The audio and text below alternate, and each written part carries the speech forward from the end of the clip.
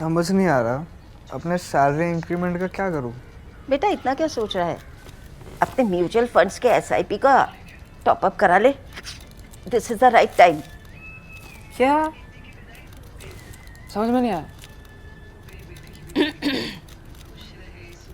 बेटा इतना क्या सोच रहा है? अपने म्यूचुअल फंड्स का एसआईपी टॉपअप करा ले। This is the right time. अब समझा।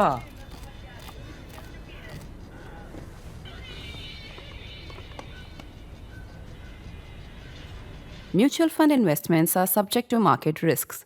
Read all scheme related documents carefully.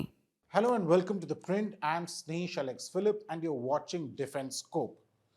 I have with me this book, The Curious and the Classified, Unearthing Military Myths and Mysteries, written by the former Army Chief Gen Manoj Naravane. This is his third book, well technically his second since his first is yet to come out. Welcome to ThePrint, sir. Thank you, Snehesh, and good meeting you again. And I miss my days of writing my bi-monthly column for ThePrint. I'm sure that our readers are also missing it, and you should write for us. I got busy in writing my books. That's why I took a break. But maybe I'll restart. And wonderful to be talking to you. Thank you so much, sir. So, what is this book all about? Why should somebody who's watching this buy this book? Well, as the title suggests, Curious and the Classified Military Myths and Mysteries. It is unknown nuggets about the armed forces, unknown to the extent that when I was thinking of writing it and discussing it with my friends and colleagues in the army, even they didn't know about it. Which was really came as a surprise to me, which I had taken all these stories for granted. Whether it is Badlu Ram or Dhai Murti, or we can discuss or talk about one or two of these. And that got me thinking that even if the people who are in uniform don't know about it, how much there is more to tell and to inform the general public so that they know and come closer to the men in uniform. So although it is a light read, the underlying aim plus is also to bridge this gap between the public and the armed forces, because we know very little about our own army. And I should mention that this is actually not just the army, this is actually a tri-service, or should I say theaterization effort. And in fact, one of the stories talks about that in a humorous manner. So yes, theaterization is the flavor of the day. So I've included two stories from the Air Force and two from the Navy, which also make for interesting reading. So when you say, these are things which even people in the army didn't know. Now, I'm not, so what one aspect that you will talk about? You spoke about the Badlu Ram thing. If you could tell our viewers, what is this whole Badlu Ram although Badlu Ram phenomenon is actually well known, because Assam regiment to which Badlu Ram belonged, that the song itself, Badlu Ram Ka Badan, has become quite famous. But the story behind it is unknown. People only possibly know the song. Then Badlu Ram was a soldier in the Assam regiment who dies in the early stages of the Battle of Kohima. But whether by accident or design, his name is not struck off the rolls. So his rations keep coming. And when the whole garrison is encircled in a state of siege and they're not being resupplied, it is that extra ration of Badlu Ram which keeps the company going for those few more days before the Japanese actually withdraw. So that is how they survive the battle and come out victorious from their one man's ration. And that is why the song Badlu Ram Ka Badan Zameen ke niche hai, lekin uska ration hum khate hain, which Englishman made into a song, and now it is a very foot-stomping song which really brings a lot of josh and enthusiasm whenever you hear it. I think did you also dance to that song when you visited, or was it the current Army Chief who danced to that song? Maybe the current. Yeah, maybe. I'm not good at dancing. So what you're good at is writing, and I still remember, when you took over, and I think you took over in December 2019. And at that time, I'd written a story. We didn't know each other personally then, but I'd still written a story then saying that the China expert, and I think if I'm not mistaken, I called you the China hawk. And my argument was that there's too much focus on the western borders, and when I say western borders, I mean on Pakistan. Yeah. That we've not focused that much on our capability along the LAC or against China. You took over in December and you were just about settling in, is when you faced with the biggest crisis that the Indian military had seen in decades, which started off. So why do you think the Chinese did that, sir? Well, that's a question we were asking each other for a long time, and we also could not pin down any specific reason for that. Whether it was to divert attention from the COVID pandemic, which everyone was saying was of Chinese origin from Wuhan, or whether it was because of the bifurcation of the state of J&K into the two union territories of Ladakh and J&K, because of which J&K, which would otherwise have been a trilateral issue, Pakistan, China and India, now became only a bilateral issue of Ladakh, UT and China. Whether that set some kind of alarm bells ringing in their establishment. So it's very difficult to say what prompted them to take this kind of a action. But at the end of the day, I think things worked out in our favor. Well, indeed, things did eventually work out in their favor. Now you have a situation where both countries are trying to normalize the situations. But so, while the normalization process is on, how do you see China? You're someone who studied China closely. Can China be trusted? From a military point of view, I'm not getting into the economic part of it or the diplomatic part of it. From the military point of view, can we afford to let our guards down? See, China is, of course, our biggest neighbor. And we will always be competitors on the world stage. And that competition sometimes can tilt towards confrontation. And because of the unsettled nature of our boundary, those confrontations, that spark is always just below the surface. So in the long term, while we must always look towards China, the interests of both nations lies in resolving this irritant which is there between us, which is an impediment to normalizing of and deepening of the relations.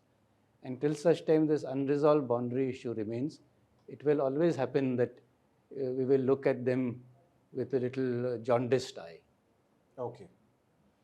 So some within the establishment, defense establishment, would argue that now we've reached a stage where wherever each side is on, that becomes, let's say, the boundary. Is that possible? Because Chinese are asking for Arunachal, which they can never get, and Indian claim lines go up to extend all the way to the Aksai Chin, which is also not possible militarily.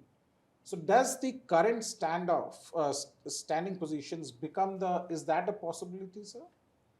Well, if you go back, into history and read more and more about these boundary issue, as far back as the late 50s, early 60s, even before the 62 war, the Chinese had proposed some kind of a boundary. The 1959 claim line that they have, some sort of agreement, precisely along the lines that you just mentioned, that Aksai Chin is there and Arunachal is ours.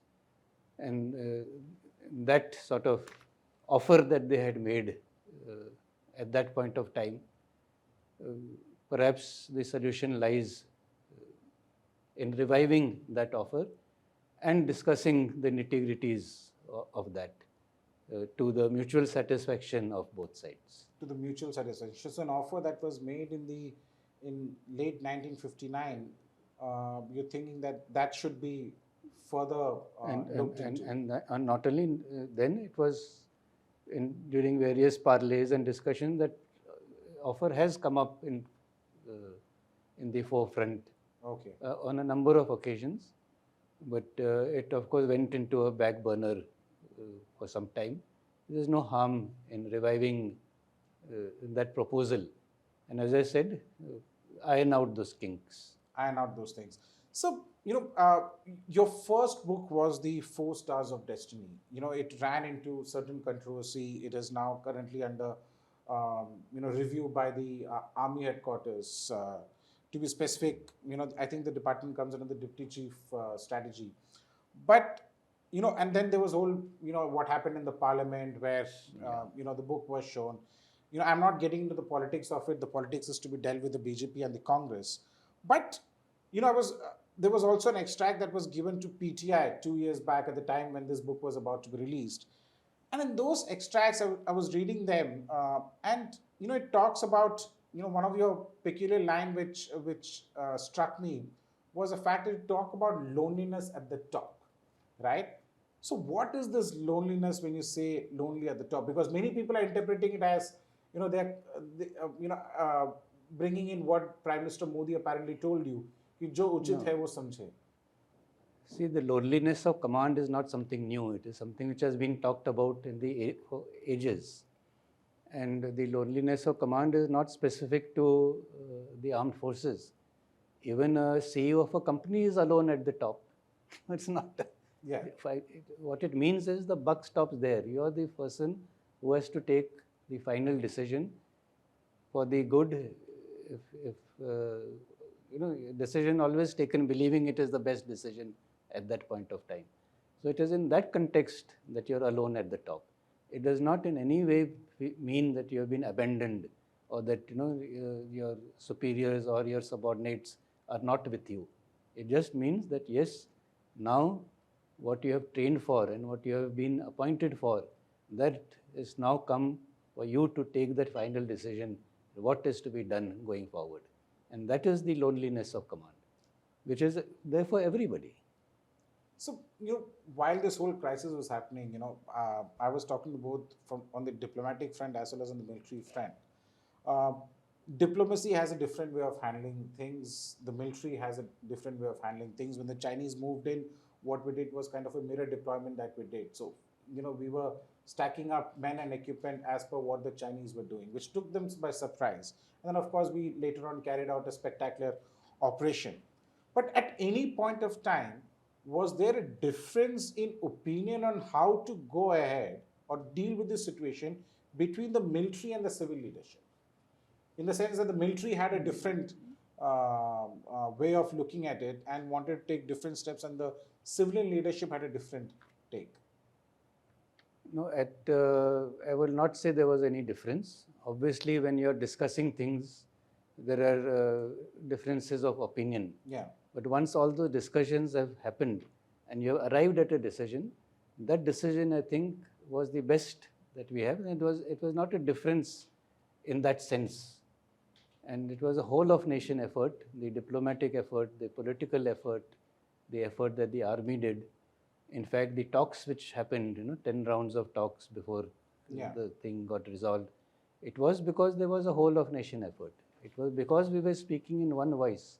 Whether the defense minister met his counterpart, Chinese counterpart, as a result of the WMCC meetings, which the GS East Asia chaired, whether the conferences or the meetings at the corps commander level, which were on ground, all of us were speaking in one voice. And that is why we were able to achieve the final outcome. So you also had for the first time, the diplomat being put in the corps commander level talks conference, also, that yes, and that gave the continuity. Yeah. So you're saying both the government as well as the military were on the same page on how to deal with this China question. Definitely. And you felt you were fully backed by the government. Yes, the government fully, not me, the government fully backed the army. The armed forces. So when I say you, I mean, the army, you represent the army. The army, yes. Yeah. The government has full faith in its armed forces. So 6 years down the lane, now you're no longer in the hot chair. Now when you look back. I'm in the hot chair now. That was a good one. But 6 years later, when you look back, do you think we could have done anything different? Well, you started by saying why did they do what they did, Yeah. for which we really don't have an answer. So perhaps we need to study China in more detail to understand what makes them tick. Because that was when you know that we were surprised. We were not surprised. We were surprised because we don't know their manner of working and thinking. So more China experts are needed in the country, and more China experts are needed who will go to China and do the studies, not based on Western literature, on which we are heavily dependent Yeah. at the moment, or go to Taiwan and study. So if you know then the psyche, then perhaps we'll be able to anticipate their moves in that much in a better manner. Okay. And so during your tenure, you also brought in China's focused on China studies aspects courses into the army. Is that the right way forward? I think should we scale up? So you're saying rather than focusing too much on the western border, we should have more experts who are there on the China side. That's right. That's what I just mentioned. That we need to delve deeper into the all aspects of China, including the civil society, what makes them tick, their economy, and only then will you understand them to the extent that is required. And it is not just that the civil think tanks have to do that. In the army also we are focusing equally on giving more exposure to officers on the northern and northeastern borders. Northern and northeastern borders. So while we talk about the spectacular operation that the Indian Army did on the southern banks of Pangong, so I have written on it, multiple people, others have written on it, people have read, and there's largely a consensus on what really happened there. But one issue which is still, there are a lot of talks is on the what happened in Galwan. What really happened. So if you could tell our viewers, there are multiple versions from it. So I think you are the man in the hot seat then and now also. And if you could tell us what really happened then. So I think that is requires a very long answer, starting from the sensitive areas and things like that. So let's leave it for a Okay. later date because it will take too long to really do justice to that question. Okay, perfect. No issues. So, but post the China clash, the big military conflict that we saw was the Ops Sindoor, right? As a former army chief, how do you see Ops Sindoor?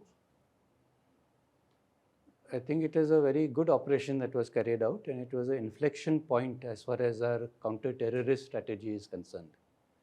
Because after Uri, the surgical strikes, and after Pulwama, the Balakot strikes, we were still restricting our responses to camps and small terrorist sites close to the LC or only in POK. We were not really hitting them where it hurts. And actually, I used this sentence, hitting it where it hurts, in my article in ThePrint. Yes. Much before the strike Yes. took place. Yes. So, not calling myself prescient, but that is the change which happened, that we hit them where it hit. And we Where are it making hurts. where it hurts, hit them where it hurts, and not making a distinction between the actual terrorist and the sponsors of terrorism. And that is the change which has happened, and a change for the better. And our response was very precise, it was punitive. On those particular targets, there were no civilian targets.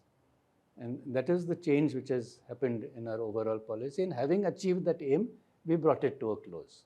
We were not inclined to keep lengthening it out and making it a long drawn out thing, as you're seeing which is happening in other operations. Even though India did have an upper hand, we knew what aim was to be achieved. The moment that aim was achieved, we stopped. And that is how, actually, how the military objectives converge. You're given that free hand. You're given the aim, you're given the free hand to carry out that aim. Moment that has happened, stop. This is Operation Sindoor from a tactical military point of view, as you said, it was hugely successful. Now, there would some who would see that Operation Sindoor also allowed Pakistan, or I should say the Pakistan Army Chief, who's now the Field Marshal, Asim Munir to come into prominence again. So since Operation Sindoor, he is now best friends with US President Donald Trump. He is now at least claiming to mediate between the US and Iran. Whether it is going to be successful or not, I don't know. I hope it is successful. But did were we drawn into a game plan that Munir had already planned? And from a strategic point of view, did Pakistan gain out of that, sir? No, this is one of those unintended consequences of the whole affair. I don't think they would have planned that we will do a terrorist action, there will be a counter to that, and because of that, I will gain in prominence. I think that just the way things happen, whether it is for the better or not, time will tell. But it's not very difficult to become best friends with President Trump. You only have to nominate him for the Nobel Peace Prize. So now, Operation Sindoor also showed that how warfare has changed, especially when it comes to a Western neighbor. You have long-range weapon systems. You need to have better air defense systems. The S-400 kept the Pakistani fighters at play. You had long-range missiles, the BrahMos, the Scalp. You had loitering munitions in play. Is the time of the tank warfare, that we all saw along with Pakistan, is it over? Has warfare changed? And are tanks really relevant now any longer? And especially when it comes to, of course, northern border also, as well as on the western borders. Has warfare modernized? See, warfare has always been evolving. And somehow, because, we talk more about defense matters these days, there's a feeling that, technology has come into warfare only recently. But gunpowder was the technology of its day. That was also technology. The machine gun was also technology. The aircraft and using it to bomb was also technology. Has always been coming. New inventions, new discoveries have been happening, and as a result of which, the character of war has always changed. The doctrines have changed. The way you prosecute wars have changed. So this change is a constant, and now we have to adapt to that change. And in adapting to that change, we will have to look at each of our platforms very closely. And once again, as far back as 2019, and nobody liked it when I said that. I said that tanks, manned aircraft, and large surface combatants are dinosaurs of the 21st century. And I remember that. I did that story where you said it's like the Walkman, Walkman, yes. So yes, we need to have a very close look at all the inventory in our arsenal and see how effective it is going to be 5, 10, 15 years down the line. And for that, some amount of crystal grazing is required. Okay. And it might be right, it might be wrong.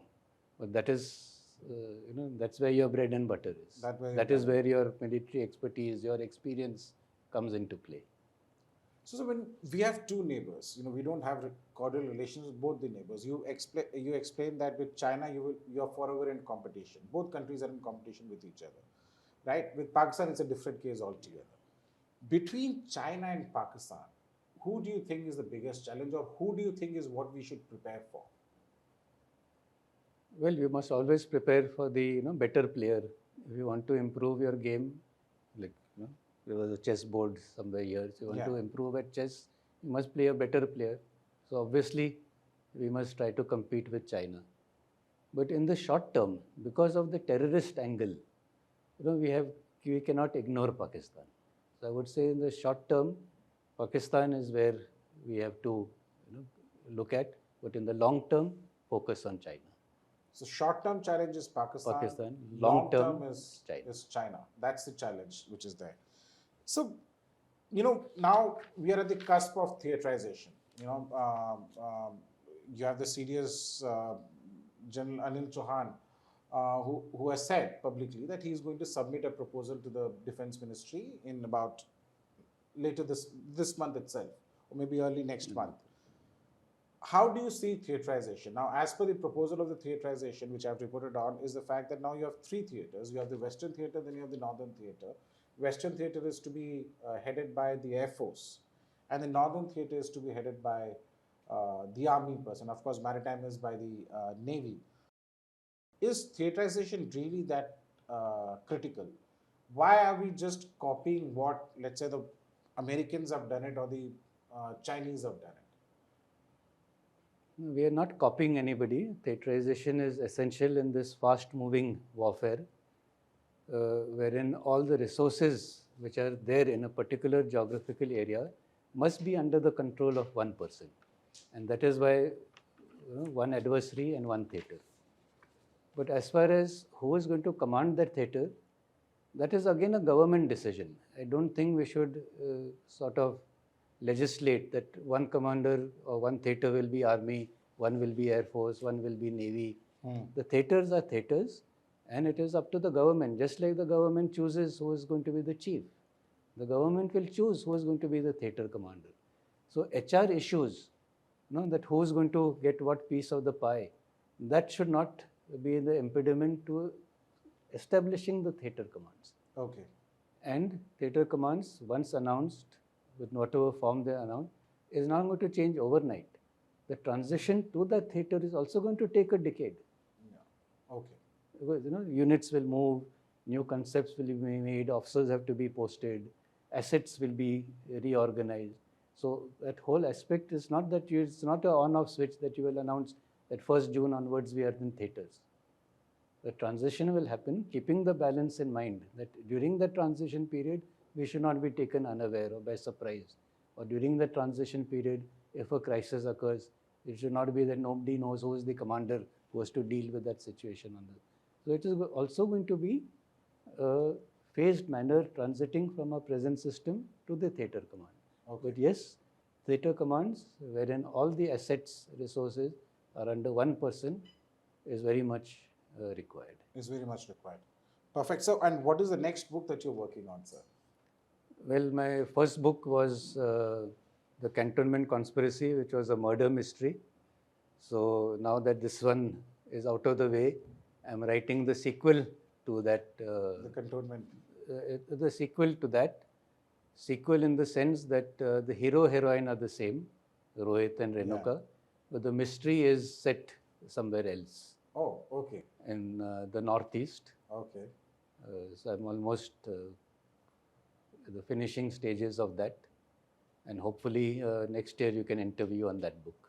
Perfect. Thank you so much, sir. Looking forward to that. But thank you so much Thank for you. speaking to the Print Journal. Thank you.